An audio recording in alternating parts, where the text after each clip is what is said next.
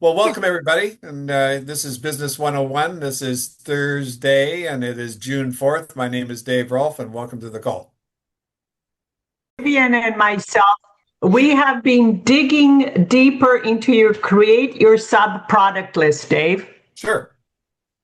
Let's go a little bit more into detail. Not that we need to. I understand your concept and I loved it. And I took you know what I took? I took starting silver. I went horizontally instead of going up or down, working it backwards so I can see it visually better.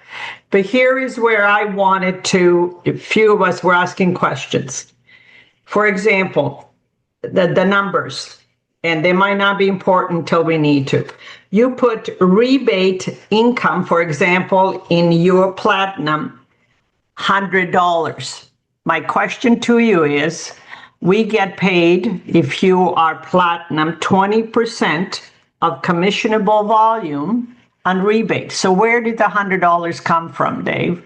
Well, so take 20, so the $100 would be divide that by 20%, and that would give you the retail volume or the personal volume of Okay. sales. So rebate is based on retail sales or uh, Okay. your personal volume. Okay. So here is what Vivian and I were talking about. We have a brand new person. We know where to start them. We know the concept. Okay. Do we cover, Dave, all the ways we are paid? There's 8 different ways to paid. How would you, I'm your new person. I'm saying to you, I want to make $5,000 a month, but the comp plan is a little bit complicated. Can you summarize it for me in 3 sentences? Okay. I'll try to do that. Oh, We're I gonna mean, climb Mount Everest, and there are 3 stages to get to Mount Everest: stage 1, stage okay. 2, and stage 3. I I like think it. I think the key concept here is um, with anybody new is what do they know and what don't they know becomes the key question. Where's their understanding? The biggest problem with success is the misunderstood word or term or symbol. So if you're talking to somebody and they're brand new and they've never done this before, then I would probably, say we have the retail side of the business and the wholesale side of the business. From your understanding and what you want, you want to make some money, right? Yes, of So how course. much money do you want to make? And I'm then looking, yeah, yes. I go from there. Now, okay, so I said to you, I want to make between $3,000 and $5,000. Okay. What are, and I'm saying to you, I know you're going to guide me, but how long is it going to take me to make $3,000 to $5,000? And what does it Well, involve? Am I able to do it?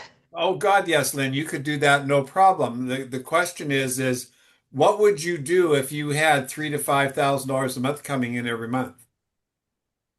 It would totally change my plan for the next couple of years, what I would be doing. Just the next couple of years, no longer? If that was consistent, yes, for probably rest of my life. Okay, so if it took you a year to get there, would that be worth it? Absolutely would. Okay. If it Even took 2 you is two fine. years, if it took you 2 years to build up to making 5,000 extra every month on top of everything else that you did, would that be worth it to you? Yes. Okay, so here's the idea. Don't worry about the result. Let's focus on what we need to do to help you get what you need. Okay. Okay? Okay. So tell me what I need to do in the next year. Well, we're going to do lots of things, but let's go back a little bit here and get into some fundamentals. And I think that would be the best thing. When is the best time that you and I could get together? For me, mornings, I can do Tuesday mornings, and so I'm not pressure for time. Would Saturday work for you as well? Yeah, that'd be great. So let's arrange. I'll come to your place and we'll spend the day or the morning and we'll get into the overall picture, some training, what you need to study, what you need to learn, what you need to understand, the concepts, how it works, et cetera, et cetera. Does that make sense? Yes, and in the meantime, do I have to do anything? No, just hang on and get excited about what you're going to do and making $5,000 a month. Okay, so I'm putting a big dollar sign with $5,000 in the fridge, and that's what I expect to make in the There, next 2 years. there you go. Think big, think in futures. Okay, so now Saturday hits. Okay. And then how would that conversation go from there? Okay. So I come into your home or your place and I'm casual, you're casual. We sit down, how you doing today? Good. And you say, would you like a coffee? And I'd say, sure, I'd love a coffee. We sit down at the dining room table and I've got all my paraphernalia and I make sure and I would say, okay, make sure you got a pad and a piece of paper and a pen and because we're going to take some notes and go from there. And then what I'm going to do is the admin skill. Dave, I'm a little confused. Why are we going right away in admin scale? I'm just interested in earning money. Well, again, we had the conversation that I'm going to come over and go over all the bells and whistles and show you what needs to be done and get you trained and get you going. And you said, okay. Okay, so we already set my goal. We know what my income is going to be. Yeah, but again, okay, so you've never cooked a turkey dinner before. You're newly married. And you go to your mom's and you say, Mom, I need to learn how to make a turkey dinner because my new husband wants turkey on Thanksgiving. What do I do? Come Get a on over cookbook. and let me show you what you need to do. See, it's the same thing. In other words, what you got to think here is what did you not know when you started? You got to think about what would you like to have known when you started? And basically you're going to lay out a map of what needs to be done and where you need to go, but you got to create the right understanding with that map so that it all makes sense. Now, for example, we talked, I think it was last week, I mentioned the fact that when I first got started, they said put together a list of 200 people. Well, I didn't have 200 people to put on my list. Well, now, but I'd been trained in all kinds of different circumstances, and I understood that the most important ingredient that I needed to have for anything was people, whether it's this business or any other business that I was involved with. So I knew that, okay, maybe I didn't have that list, but I could create a list. I could figure out how to create. And what was the purpose of the list? It was to have somebody to talk to. So I understood that. So that was fine.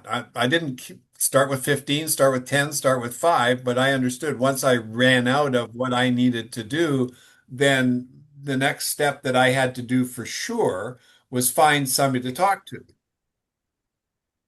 Now, a lot of people, when they've run out of people to talk to, don't go find somebody to talk to. They just sit there. So the subproduct list shows you that if you don't have somebody to talk to, it's very difficult to create your product. So if you're not creating your product, what a part of your subproduct list is not being put in? Well, I'm not prospecting. I'm not calling people. I'm not going to meetings. I'm not out socializing. I'm not, again, what's your job? I mean, really, so when I would sit down with somebody that you're a distributor, you distribute product for this company called Nika. And here's the list of the products, here's the brochures. On your part-time, on your own time, start learning about these products. Now, we can talk about them briefly and you can figure out what products you might like to use now and so on and so forth. The most popular products that we have, and I give them a list, or say the water product, the sleep system, depending on and some of the nutritionals, et cetera, et cetera. That's the least of my worries in moving forward. If this is an entrepreneur and a business guy and a businesswoman or a person that wants to make some money, what I want to let them know and educate them on is what do they have to do to make it work? Because what I observed, both past and present, is this isn't being done and people aren't lasting. They're getting emotionally excited in 5 minutes and then they come in and they burst their bubble and it's like a wham bam, thank you, ma'am, one night stand. And that ain't going to do anybody any good.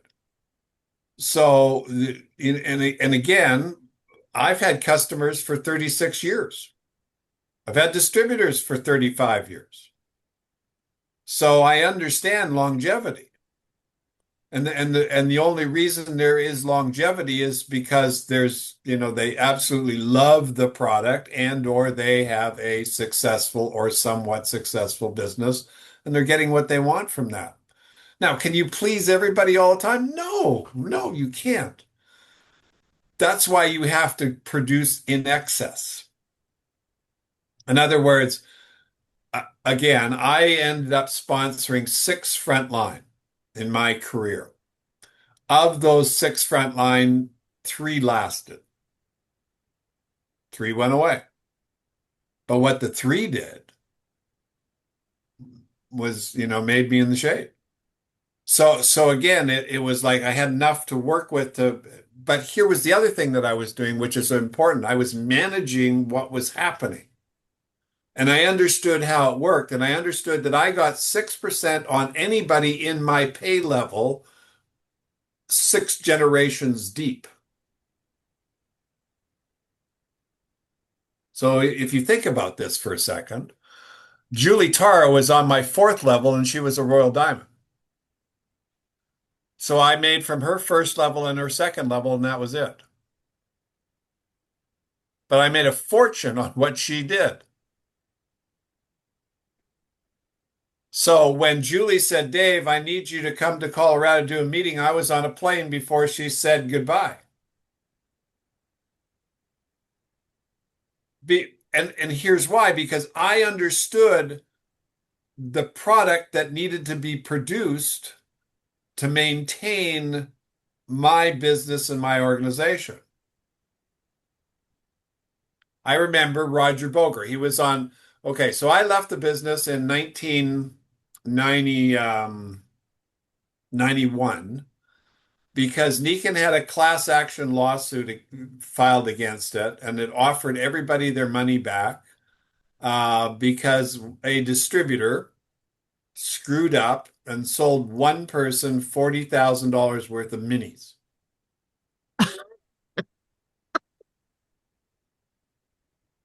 There you go. Stupidity. My So goodness.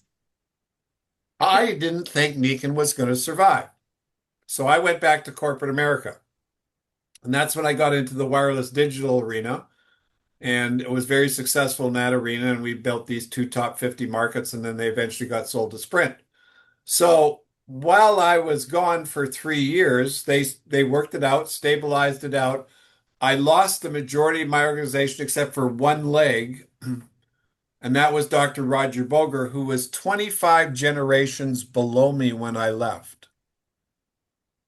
25 generations below me when I left.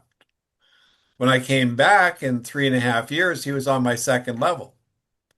So I go to this meeting in Hawaii to meet the man. He wouldn't talk to me. He says, "Who are you?"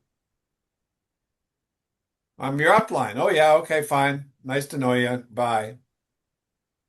So this is when I had one of my realizations about building this business. So I said, okay, there's a mess of people underneath them. I'm going to reach out to them, see if they need help.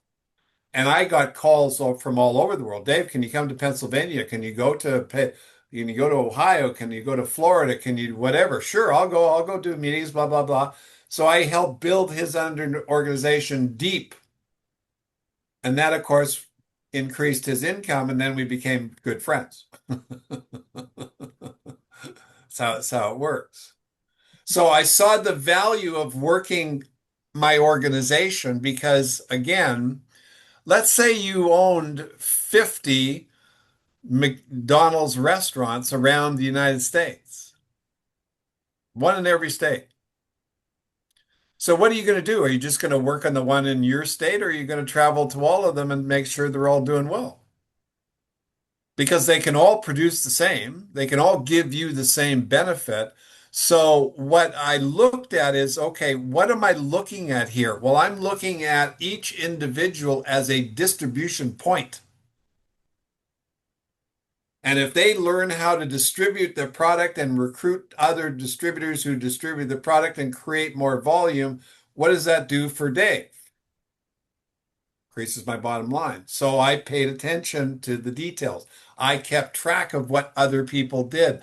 I monitored their activities so I could make sure that if the statistics are going up and then all of a sudden crashed, then I could come in here and see what I could do to correct it. Remember, we talked about the four products. So again, it was becoming aware of what was going on. Don't forget, this is your business. This is 100% your business. You utilize Nikken. So here's what I'm saying. You could utilize anybody if you wanted. You're not, by law, or there's no saying that you have to only do this or this is what you must do, but it's because the concept's the same. There are some people that own Coca-Cola franchises since the 30s.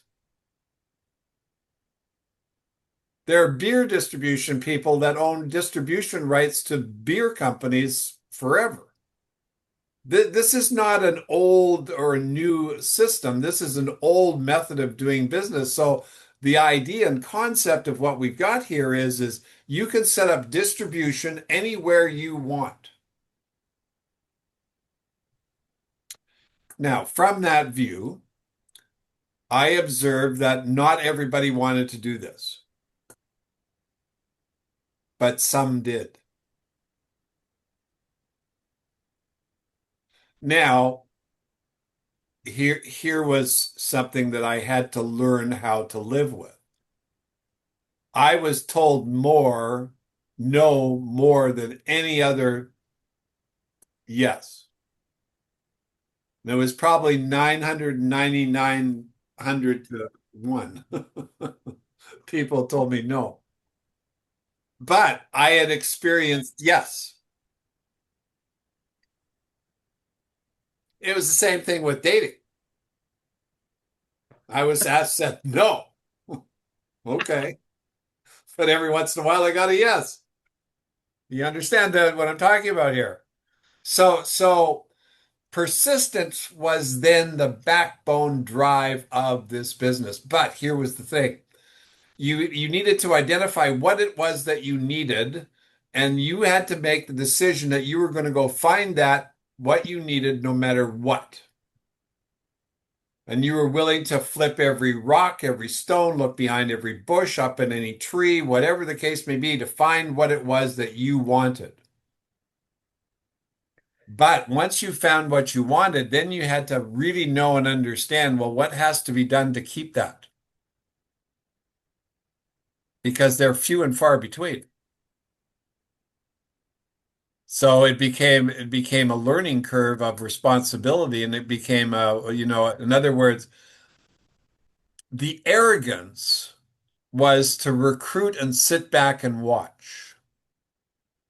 That was the arrogance. Mm-hmm.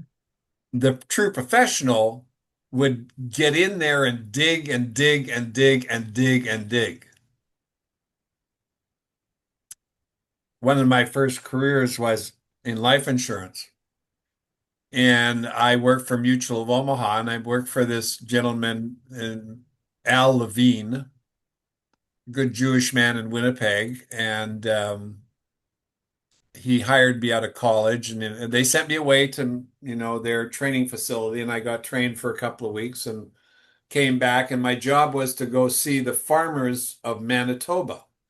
and sell them sickness and accident insurance. Well, I'm a young guy. I'm driving a MGB sports car. I just came out of a fraternity, so there were a lot of fraternity activities. I like to party and have a good time. And you know, in Winnipeg in the wintertime, it's damn cold. So you drive out there in the farmland, it's flat prairie and the snow's blowing and it's disgusting. Every farmhouse had a big dog, and I hated dogs. Sometimes the dogs were bigger than my car. Sometimes I'd drive into a driveway, see the dog bark, and I'd leave. Now, my my job was to talk to people and present, you know, this insurance plan. And again, I developed all kinds of considerations on why I couldn't, why I shouldn't. I lasted about a year and a half in that profession. I made some money. It wasn't broke. But this other guy came into the same office and he was a married man and he had kids and he had family. This guy would pack lunches, take thermoses of coffee.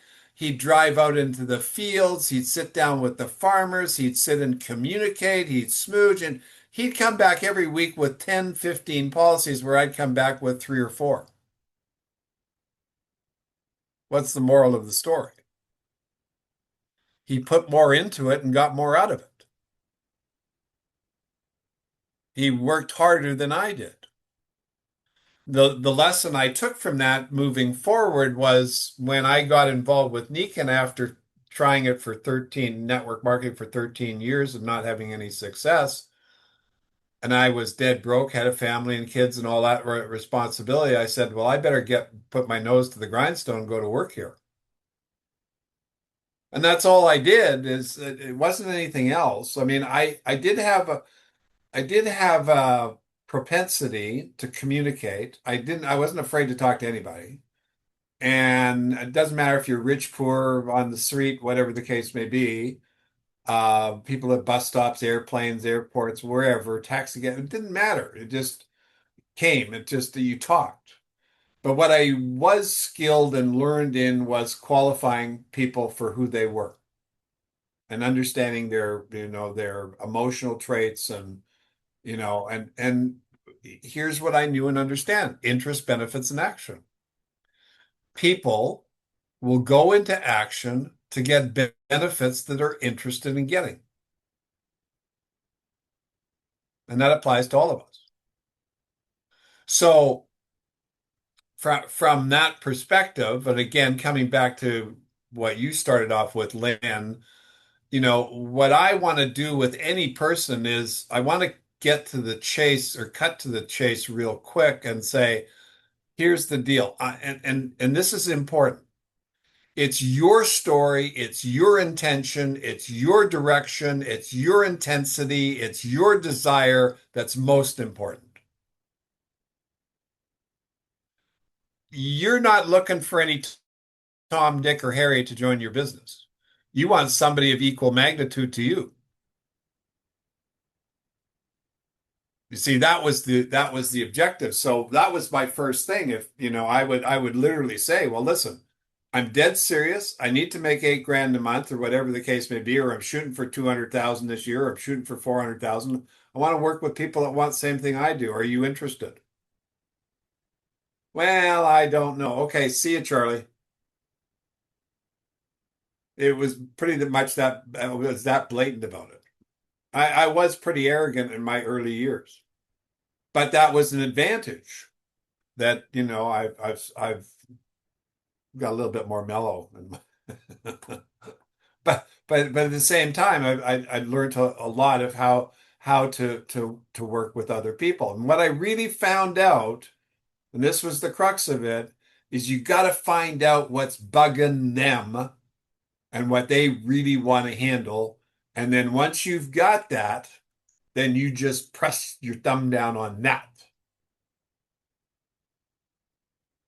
That's all there is to it. And you press it down in the sense of helping them solve it and get what they want. So if you ask somebody, well, listen, you want to make $5,000 a month. Okay. I'm going to give you all the details on what you need to do to make $5,000 a month. That's not an issue. But what's important is how willing and how intense are you willing to go to work to do it as well? Because it's going to take the two of us to work our tails off to make this happen. I'm hearing you, Dave. You would focus quite a bit with that new person, let's say me, on the purpose and why. And would you spend a lot of time initially on that Sure. to find out really I would spend as much time as it took me to hear them say, listen, I am deadly serious about wanting to make this 5,000. Whatever I need to do, I'm willing to do. I just need to understand what I need to do so I can figure out and rearrange my life. Yeah. Look at yourselves. And again, understand there's gazillions of people out there that are not doing well. I understand we're going to hear from Dawn Marie in a moment. She called me up and I'm going to be doing a meeting with her on Monday, and she put on some kind of event. She got 50 people that were interested in what she has to say, and now she's culled that down to a list of 10 or 15 people that want a serious tete-a-tete. So we're going to have a serious tete-a-tete, and I'm going to teach him or talk to him about what we do and how to make it work. Now, if one person out of that group decided they wanted to do it, that's a huge win for Dawn Marie. Huge. Now, the next step is she then works with that person till the cows come home and helps them get what they want, because whatever they're going to get, she's going to get. Understand your comp plan, how it works. So if she does 30,000 points and makes, whatever she makes, and you get 6% of the 30,000 points, well, there you go. And that's your residual income. So the bigger you help that person get, the bigger your residual income. It's not that difficult. But, and again, in the beginning, throughout network marketing history, there was a lot of blind leading the blind, and there was a lot of generalities, and it created the statistics that it created of why there was little success, because there was no meat or potatoes to what you were doing. It was kind of loosey-goosey. Oh yeah, join, you'll be fine. Oh yeah, talk to everybody you can talk to, blah, blah, blah. Yeah, just, sell products, you'll be fine. Bring them to me, you'll be good. That went on for years and years and years. But not necessarily the truth. Anyway, does that make sense as to, so in the development of the relationship with the person that you're talking to, the first and foremost thing that you're doing is you're finding out if you can work with this person, and is this person going to be able to work with you? And is this person going to be of value? So going back to Ralph and Jerry, they were the second last platinum that I built. And they were neighbors, and he's successful. He's got residual income. He's building $1 million house in $1 million neighborhood.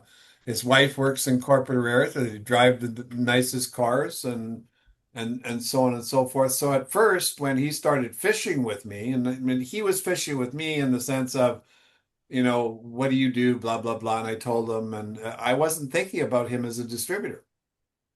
I didn't know what was going on in his communication with his wife. I didn't know that he was looking around to find something for his wife and him to do so that she could come out of corporate America. And I didn't understand what they didn't want to spend all their money. They wanted to have more cash flow. And again, here's what you got to look at. You all know what cost of living is.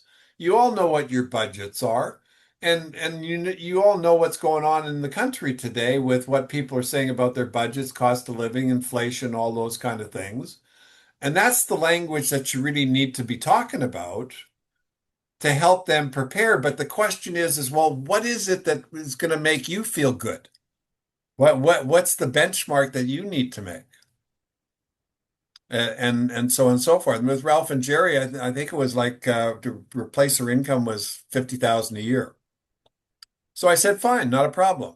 Let me show you what that looks like, what we need to do. And I laid out this plan, et cetera, et cetera. And they said, yeah. And then they went to town. Now, they went to town. They went to work. Now, the first thing I did, now this is directly to your question, Lynn, was I sat down with Jerry because she was the one going to do the work for 2 weeks every day. And we talked about how it worked. We talked about books to read. We talked about, creating lists and a list of people, learning what to say. She'd call me up. We'd practice our spiel, all of that kind of good stuff. And then we set up a launch at her home where she was going to invite guests over and I was going to do the meetings. She had to have products. She had to make cookies and milk and all that kind of good stuff. And we planned that out 3 weeks in a row. And week one, she got her first key person. Week two, she got her second key person. Week three, she got her third key person. And he's still operating today. So what my job was to cater to her needs. She was willing. And this is very important, willing. Probably the biggest characteristic there is at anything is she was willing to go to work. She was willing to do what it is. Now, we started out, I had a little wellness preview going on in Woodland Hills, and very few people were attending. By the time we finished, and with their help, because I'm back in the business growing, I think we put on an event at Universal Studios, and I had every leader in Nican show up at Universal Studios and 600 guests.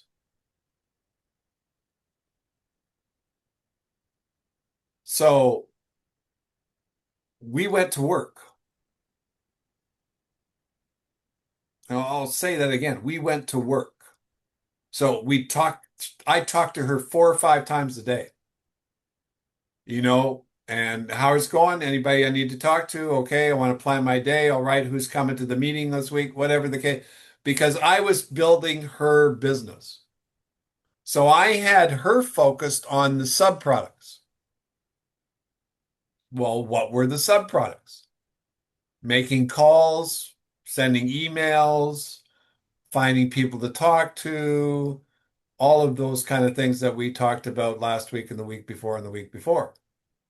So subproducts are ingredients. What are the ingredients that make up your business? You have to create that list. You have to know what that list is. And you can listen to tapes that I've done or Mike's done or anybody's done, and you'll hear what they are, or talk to some successful distributors. I mean, I would beat the bushes. I'd make phone calls. I'd go out on the street. I'd go to restaurants. I'd go to bars. I'd go to hotel lobbies. Wherever I could find somebody to talk to, I'd talk to them. Advertising, creating ads, whatever, going to meetings, doing all of those things were helpful in building the business. But here's what I found was really exciting. If I found somebody that wanted to play, then they brought a whole new world to the picnic. A whole new world of people, all the conversations were brand new again. None of the people that came knew anything, so it was great. So you didn't sound like it wasn't boring. Understand that what your story is brand new to most people. It's old to you, and that's where you fall apart. So you got to keep it new every day, fresh every day. And I learned that from the telemarketing industry. I learned that from the sales industry, that it's like, okay, they're hearing the story for the very first time. So give them the story. Make it exciting because it's brand new to them. And so that was another aspect of what my job was. So again, in the beginning, it was to really understand the person that I'm dealing with, make sure that we have a fit, make sure I understand what they want.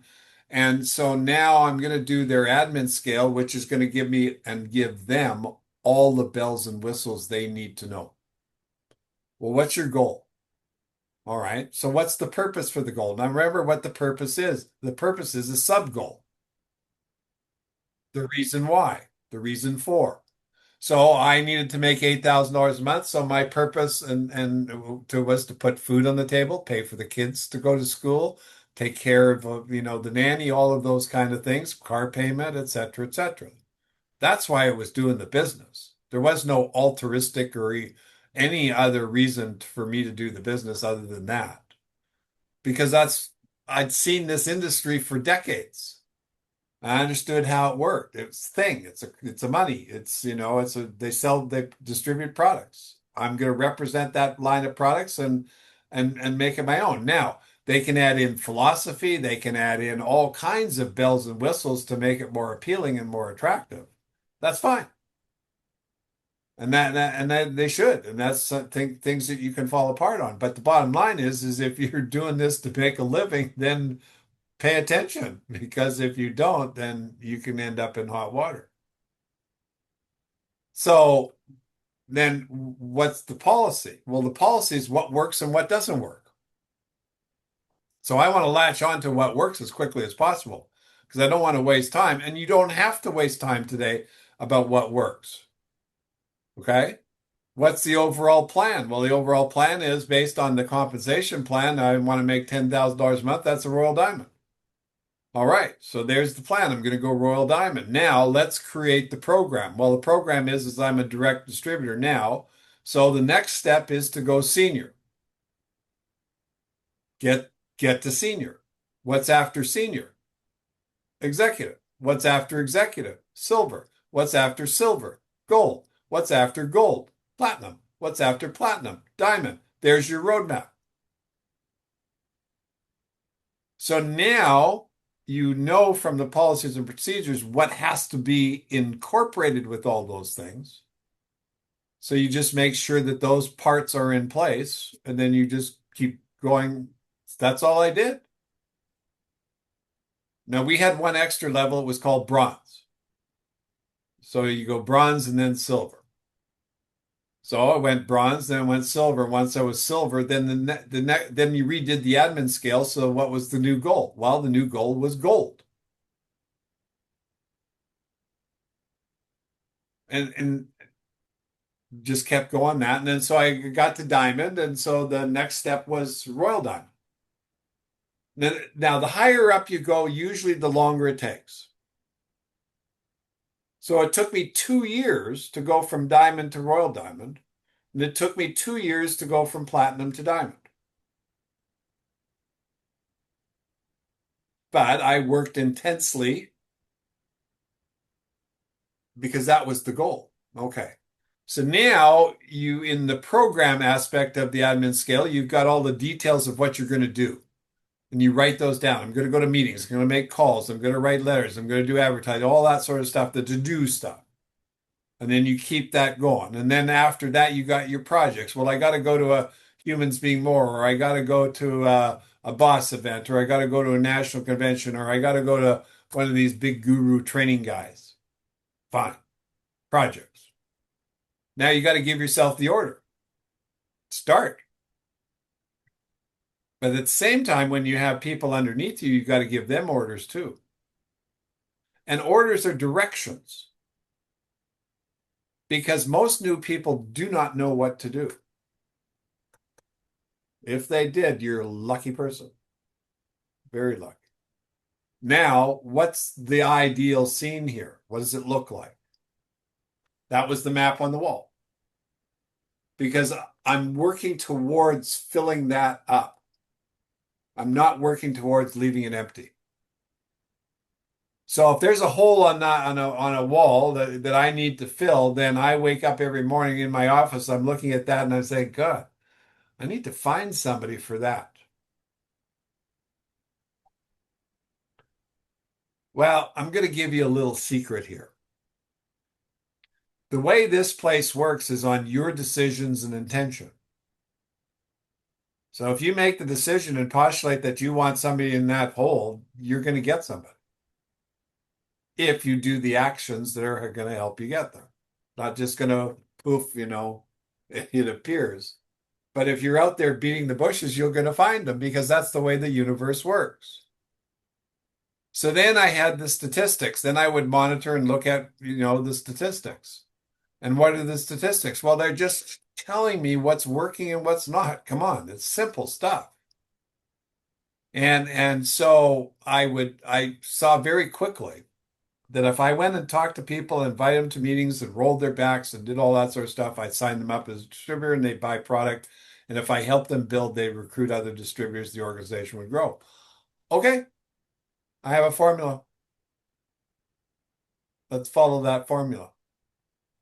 And then, of course, what was I producing? That took me a little bit of time to figure that one out. But the end result of it was somebody that's getting what they want to get. So if you want to make $500 a month and I help you get there, there's my valuable final product. If you want to make $5,000 and that's your what you want and I help you get there, that's your valuable final product. Mine was based on my, 8,000. So my first year, I think I ended up making 119,000. So just about $10,000 a month. My net was $8,000 a month, so I exceeded that. And I was very happy as a result of that. But I worked my tail off to get there. Didn't fall off. And then I left for 3.5 years. And then I came back and had to start all over again. So what I was used to doing as an individual was going to work and putting in the exchange of producing something to get something back of value. And the key to this was understanding, well, what do I have to put out to get back? And that became the distributor that was getting what they wanted to get. And then, but more importantly about that aspect was understanding what kept that distributor in producing and what kept them in the business. So he's got to win somewhere along the line because if you lose constantly, you quit. Well, saw that happen a lot. People weren't winning, so they left. They went somewhere else, thought the grass was greener, whatever the case may be. Bottom line was they just didn't do what they were supposed to do. And our society is a tremendous way of validating no production. Oh, you poor person. Oh, you poor dear. You couldn't figure. Oh, you didn't make it. You lost your mind. Oh, I'm so sorry for it. Well, there's government assistance. Come on. Not helping. The guy made a mistake. He didn't do what he was supposed to do. He fell flat in his ass. He's got misunderstoods up the yin yang, all of that stuff. And that's really the truth of the matter. So I learned that being honest, having good ethical behavior, and working my tail off was the secret. Now, understanding what to do was also very important. Understanding the compensation plan was very important because that's what you talked about. So when Ralph and Jerry came along, or my neighbor, all of the people that I got involved with the business, I was able to answer their questions. But here was the trick. I would ask the questions that I knew how to answer.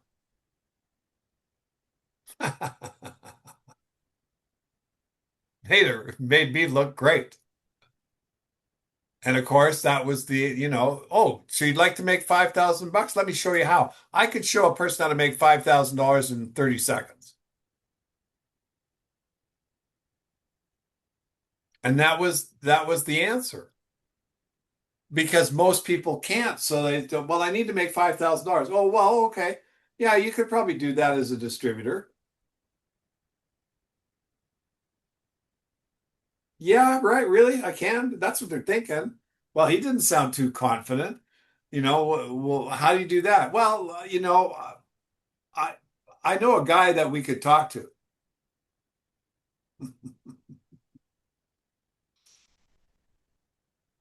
And his So name is Dave. what I realized, as a young entrepreneur was the more I knew myself, the easier it was to control the conversation and get the job done. And we don't have a hard deal to learn or understand. It's really not that difficult. And and again, look what people do to earn a living out there. So what I became also very good at was understanding what other people did and what kind of money they made, and then compared that to Nikken and what you could make with Nikken in the same amount of time and the same amount of energy, and that's no comparison. Nikken outshines them all for the freedom that it offers. And again, here's the other thing, having lived a long life so far and looking pretty good for a lot longer to go, it's really nice to appreciate the amount of time I've been able to take off in my life and not have to work in the sense of the 9 to 5 viewpoint. So these are all things that become very important to take a look at and to understand. And when you really get down to the nuts and bolts with talking to other people, it's really important to understand because your job is to serve them. Mhm. It really is. And if they're coming to you for information, then you better be damn sure you can give them the information. Otherwise, they'll go find somebody else.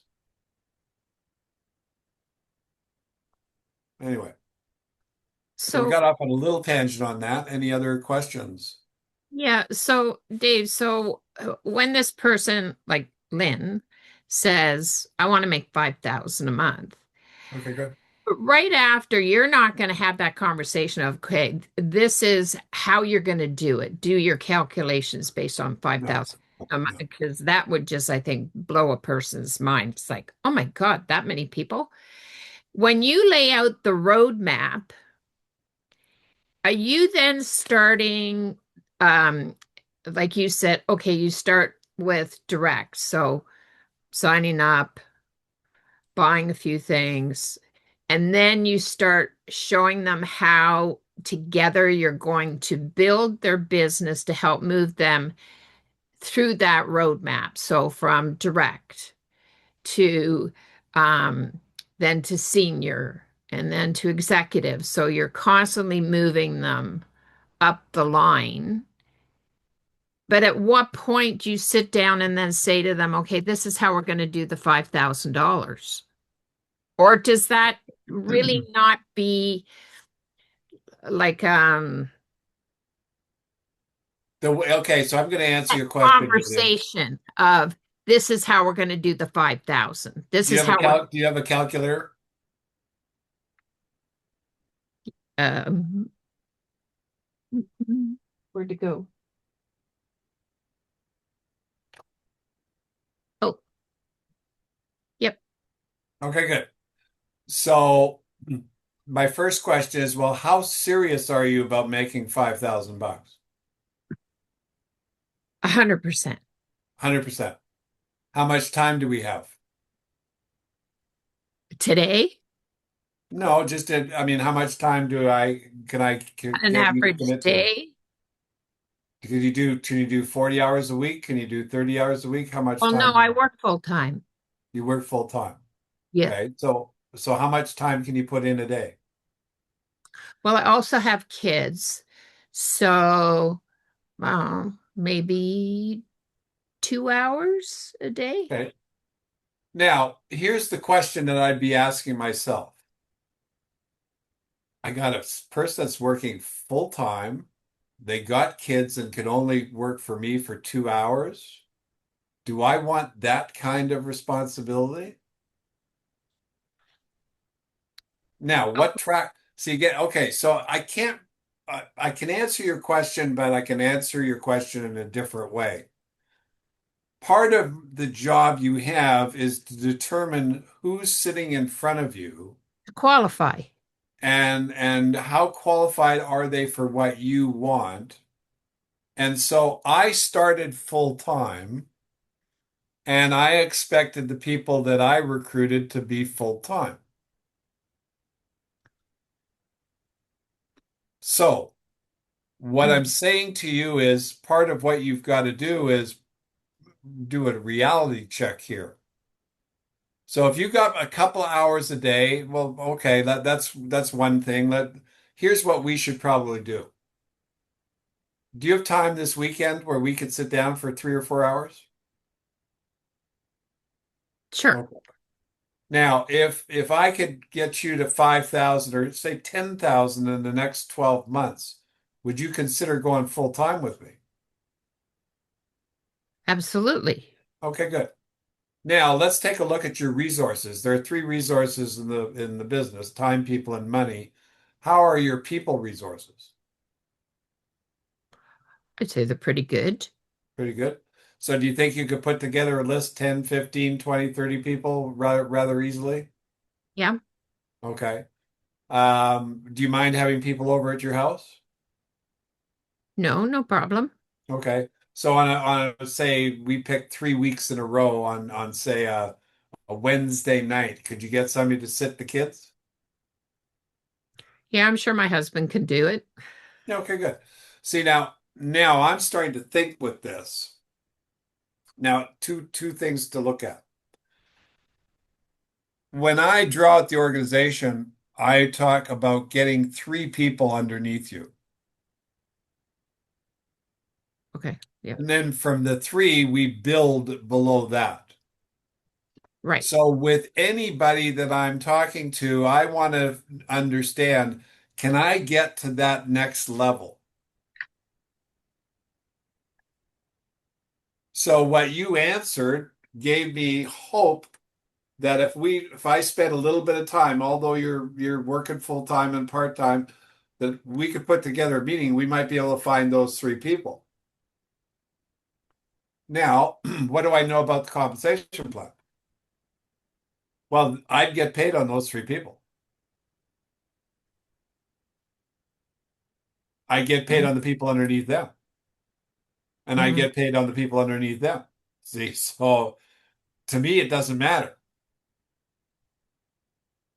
I'm not, I don't talk about directs and seniors and execs. I talk about silvers, golds, and platinum. No, I know you've said that in the So past. again, it's a matter of determining who are you talking to, how willing are they, and therefore you want to have that sit down and discuss this because maybe you can flip them from being, wow, I thought this was a part-time gig, but I could see, man, if I put in 20, 30 hours a week into this, I could make myself a small fortune. Yeah. So it's just a matter of, who are you talking with? And I guess one of the challenges that, a lot of us have, even though with the list of people that list of names we would put on our own lists, I would say that 99% of them are working. But the question becomes, are they working, doing what they love, what they want to do? I mean, is that how they want to spend the rest of their life? Do they want to spend putting all these hours in for somebody else? Or would they want to work for themselves? So I think it's kind of like a catch 22. Do you go looking for the people unemployed? Or you go looking for people that are already in business but aren't happy in what they're doing? Okay, so here's what I would do. We have 4 minutes left. I've got to leave at 6, but I would put what do I want is what I would start with. What do I want? Okay. And I would list the characteristics and the qualities and the skills and so on and so forth. The one thing that I most want is somebody that can communicate Oh, 100%. 100%. Now, I also want to understand the resources. Are you dead broke? I mean, you want to make 5,000? Do I have to make this month, or can you give me some time here? Get out. Let's be realistic. And then the other thing is people. What are your people resources and what are your people skills and et cetera, et cetera. Now, what I really also want them to understand is how this works. I'll give you an example. Jim Ridley, he called the company from Colorado in 1990, 91, after I just got started. And he was given three names: Dave Johnson, myself, somebody else. Nobody else called him back except me. Now, Jim was an interesting character. He wasn't a networker. He was just the polite, good old Colorado Rocky Mountain guy. Now, he introduced me to a guy by the name of Gordy Williams. Gordy Williams was basically a office products sales guy in his 60s that needed a change. And then, of course, Gordy knew, who did Gordy know? He knew one, I'll call him Al for sake of a name, and Al's girlfriend was Rhea, and Rhea knew Julie Taro. Jim never sponsored anybody else. He made a small fortune. Yeah. What I recognized when he gave me Gordy, who Gordy was. So I went to work with Gordy. I could care less what Jim did. Mm-hmm. So if you here's what you're looking to figure out, who's my distributor. You're in the distribution business. You're looking for somebody to distribute your products. Right. So you got to set the stage for that. So you're going to interview the people for that. You got to make sure that they're the right person. We can do more on this in the Yep. qualifying sector. But anyways, that makes Yeah, sense yeah. at the beginning.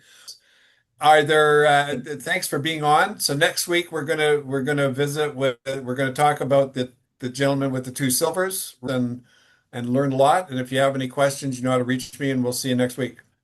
Okay, awesome. Thanks, Thank Dave. you. Okay. Bye. Bye. Bye-bye. Thank you.